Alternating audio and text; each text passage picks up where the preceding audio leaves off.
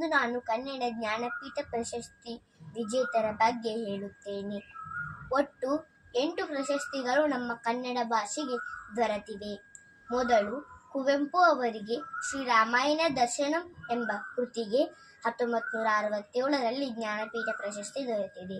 ಎರಡನೆಯದಾಗಿ ದ ರಾ ಬೇಂದ್ರೆಯವರಿಗೆ ನಾಕು ತಂತಿ ಎಂಬ ಕೃತಿಗೆ 1973ರಲ್ಲಿ ಜ್ಞಾನಪೀಠ ಪ್ರಶಸ್ತಿ ದೊರೆತಿದೆ.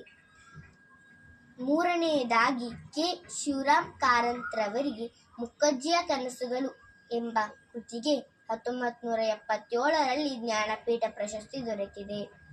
ನಾಲ್ಕನೆಯದಾಗಿ ಮಾಸ್ತಿ ವೆಂಕಟೇಶ್ ಅಯ್ಯಂಗಾರ್ ಅವರಿಗೆ ಚಿಕ್ಕವೀರರಾಜೇಂದ್ರ ಎಂಬ ಕೃತಿಗೆ 1983ರಲ್ಲಿ ಜ್ಞಾನಪೀಠ ಪ್ರಶಸ್ತಿ ದೊರೆತಿದೆ. ಐದನೆಯದಾಗಿ ವಿ. ಕೃ. ಗೋಕಾಕ್ ರವರಿಗೆ ಭಾರತ ಸಿಂಧೂರಶ್ಮಿ ಎಂಬ ಕೃತಿಗೆ 1990ರಲ್ಲಿ ಜ್ಞಾನಪೀಠ ಪ್ರಶಸ್ತಿ ದೊರೆತಿದೆ.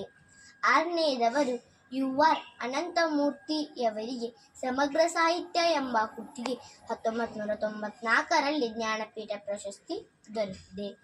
ಏಳನೆಯದಾಗಿ ಗಿರೀಶ್ ಕಾರ್ನಾಡ್ರವರಿಗೆ ಸಮಗ್ರ ಸಾಹಿತ್ಯ ಎಂಬ ಕೃತಿಗೆ 1998ರಲ್ಲಿ ಜ್ಞಾನಪೀಠ ಪ್ರಶಸ್ತಿ ದೊರೆತಿದೆ. ಕೊನೆಯದಾಗಿ ಹಾಗೂ 8ನೇಯದಾಗಿ ಚಂದ್ರಶೇಖರ್ ಕಂಬಾರ್ ಅವರಿಗೆ ಸಮಗ್ರ ಸಾಹಿತ್ಯ ಎಂಬ ಕೃತಿಗೆ 2010ರಲ್ಲಿ ಜ್ಞಾನಪೀಠ ಪ್ರಶಸ್ತಿ ದೊರೆತಿದೆ. ಒಟ್ಟು 8 ಪ್ರಶಸ್ತಿಗಳು ನಮ್ಮ ಕನ್ನಡ ಭಾಷೆಗೆ ದೊರೆತಿವೆ. ಧನ್ಯವಾದ.